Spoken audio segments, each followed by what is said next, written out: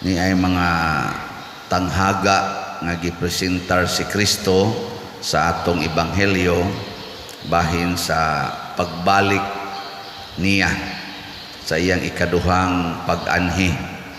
Nagpaabot ba mo sa iyang ikaduhang pag-anhi o wala? Nagpaabot mo? Way klaro. Kasagaran nato wa magpaabot sa iyang ikaduhang pag-anhi. Ang atong gipaabot nga tagaan tag sa atong gipangayo. Sama na mangayo ka nga mopasar sa board exam ang imong anak, mo na imong paaboton pero wa ka kahibaw di ay nga karon na lang kang gabi kutob. No? Gilingian na imong tupad na nagpaabot ka sa pag-abot sa Ginoo. Tingali ang imong gipaabot mga balikbayan kay pwede naman mo travel karon, mo uli na turon sila karong sunod semana, wa di ka kahibaw makras ra day ang eroplano nga ilang sakyan. No? Nana ba? Una kuwang taan kanang pagpaabot. Tingali nagpaabot ka nga mahatag na ang inyong 13th month pay ug ang bonus. Wa day ka kahibaw atakihon ra day ka karong gabi unya mahurot ra gasto kuwang pa ang imong 13th month pay inig-admit nimo sa ospital. Ngayon na bitaw kuwang kita nas pagpaabot mo na nga niingon si Kristo diri sa atong ebanghelyo nga iyang gisugilon nga ang mga tao padayog kaon, inom, pamangihimog balay, minyuay, pananom, trabaho. Unya wa day kabantay, hapit na day ang lunop. Panahon ni Noe, hapit na day muuwan ang asupre kanang kayo para mulaglag nilang tanan dito sa Sodom and Gomorrah. Mao na siya. Si San Martin of Tours kanunay nagpaabot sa pag-abot sa Ginoo. Kahibaw gud siya unsang adlaw siya mamatay, unsang taknaa siya mamatay. Kahibaw siya na. Gitagaan siya sa Ginoo og kanibang kahibalo. Mo na sige siya ganaon sa hapit na ko mamatay, pundok na mo diri nya kay hilak tong mayo iyang mga kauban ingon ayaw sad kamatay bisya poy nang kinahanglan pa kay minimo yan hilak pod siya aw depende sa Ginoo og Ginoo mubiya naman ko karon og imo sang lugwayan kay mo alagad pa ko nila okay kayo muna sa atong kinabuhi matud pa dinhi sa atong tubag sa Salmo bulahan sila nga nagatuman sa balaod sa Ginoo. Kanus aman laglago ni Kristo ang kalibutan. Kanus aman niya patyon ang tanang nias kalibutan aron tapuson ang tanan. Matud pa niya zaman. Sama kini sa nahitabo sa panahon ni Noe, sama sa panahon ni Lot. Unsa may sitwasyon atos mga tao nagsigi nagsupak sa balaod sa Ginoo. Kini ba yang balaod sa Ginoo duha man ni ka klase na ay gitawag nato nature kana bang natural na asay moral. Ang moral kanang 10 commandments o uban pang mga commandments nga gisuwat o gipamalandungan sa simbahan yan ang uban sad natural kanang itawag divine law, the law of nature. Para nang motobo imong buhok nya mausab ang color sa imong buhok, natural law man na. Nya wa mo magsupak-supak ana. Dili ninyo usbon ang color.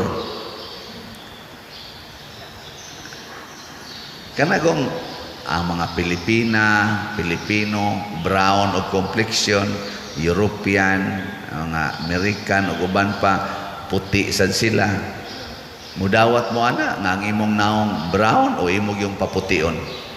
Usa na sa pagsupak-supak. Kanagong ang babae maoy magmabdos, dili ang laki. Wa mo magsupak-supak ana nga kamo gyud mamabdos. Basig nagpalaygit na mo, basin og nag-inom og pills kay di na mo gusto mamabdos, imong gisupak ang balaod sa Ginoo. Kana natural na.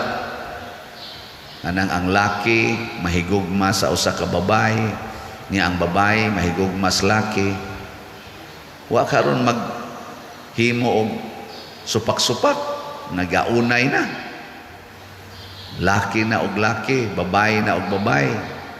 Against the law of nature, di ba? Mao nang salaa, usa sa dakom sala nga hinungdan nga gisunog ang Sodom and Gomorrah panahon ni Lot. Kaya ang mga laki ug ang babae di naman mahigugma sa natural way, adto naman sila sa ilang way. Ana. Ay gano, lingi ako na imong tupad. Pangutan-ay na kusog ka mutuman sa balaod sa kinaiyahan. Na mutuman ka o supak-supak.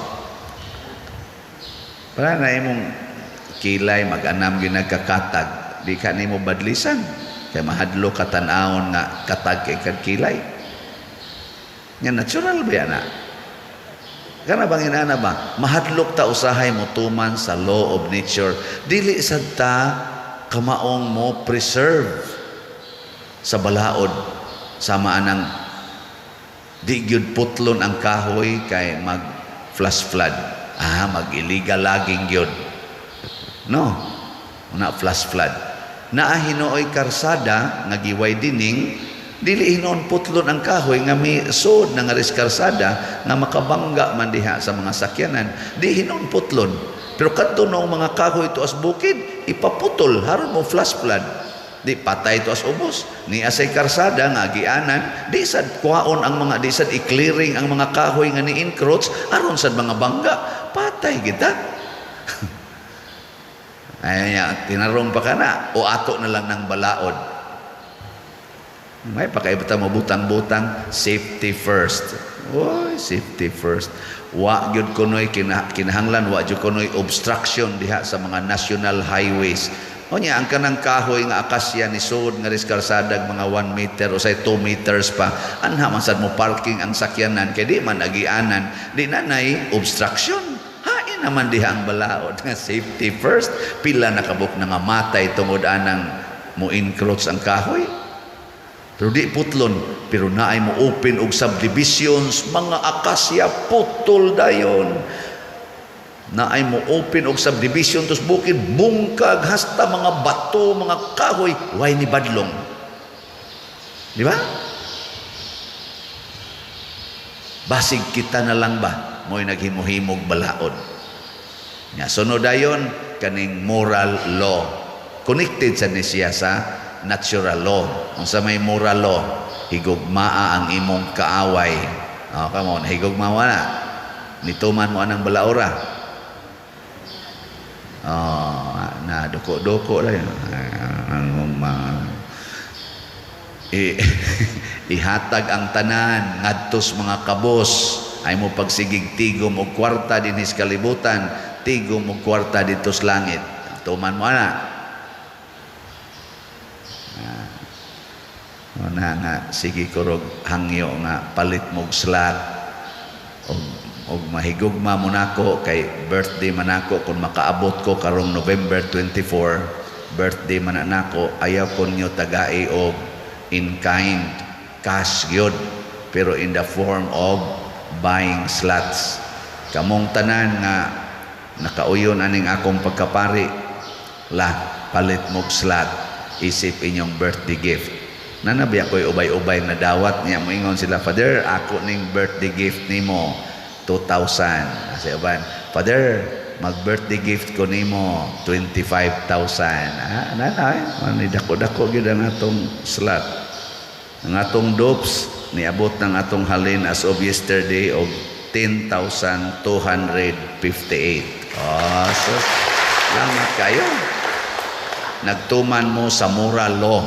Isa mo na, kinahanglang mo tabang yun ka sa simbahan. muhatag gyud ka sa imong suporta sa simbahan. Nganuman kayang simbahan mao ang buhi nga agianan padong sa kaluwasan. Dinhi nato pandayon ang atong kinabuhi. Muna si San Martin nagtukod to siyang mga monasteryo, mga simbahan, mga communities iyang ipangtukod. Ang tanan niyang kwarta gigasto gyud isip obispo dagko biya nag-income ang obispo. Dako-dako mag-income ang pari sa mo tanang obispo no. Pero wa gid siya gitigom nga kwarta nga iyang kabus ra gid siya, pero ang tanan niyang income sige yung tabang ngadto hasta mga pari, mga religious nga nagkalisod sa ilang financial o sa ilang relasyon iya ginang tabangan. Gihurot gid niya ba ang tanan? Mao man ay sugo sa Ginoo, moral law man na siya, sell everything you have and give it to the poor.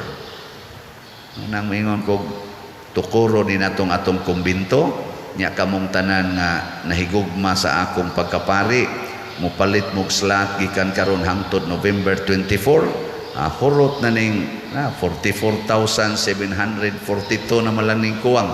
Hurot niya minilyon gud mong siging view tibo kalibutan no. Pobre magud may padergod, anak pobre. Ngano man tong driver sa balhabal nakapalit mag-slot? Ngano man tong buta nga masahista kapalit mag-slot? Ngano man tong sa dingan kanang naninda lang dias bikiri, empleyado sa pagpanindag pan dias bikiri kapalit mag-slot? Kadtong labandira kaupat naman kapalit og slot? Hasta ganitong 10 years old nga bata nakapalit mag-slot? Ngano man na? Doon na siya ay gugma sa pagtuman sa balaod sa Ginoo. Pero wa jud kay gugma, ay sos bisan pag naapakay minilyon di jud ka mo palit. Nga naman tungod kay giharian ka sa balaod sa kalibutan. Balaod sa kalibutan. Mao na nay kuyaw nya anha na ta diha malaglag kung magsige na taog tuman sa balaod sa kalibutan dili na balaod sa Ginoo. So muna lipay kay ta dinhi nga nanindot na ning atong parokya, pero we still have more to do hangtod sa katapusang to sa atong dugo, hangtod sa katapusang ginhawa na to. Sige ra gitag hatag mo nang niingon ang sana kanang bang canticle of igbasa na mos kabuntag prayer sa liturgy of the hours, niingon diha nga si San Martin kuno mi namatay nakabus pero misaka sa langit nga dato kaayo. Nga naman didto niya gipundo ang iyang mga kabtangan sa langit. Pinaagis pagtuman sa tanang sugo sa Ginoo dinhi sa kalibutan. Nya kun inyo sa nang buhaton, ato sa nang buhaton, mahimo sa tang dato. Sige, lingi ay mong tupad. Na sa man karon, pobre o dato. Okay. Ilhan man ani mong dato kay di naman na magsigig pangutkot sa o. Pero kanang pobre, sige nagpangutkot sa o. Sige nagpanghupaw.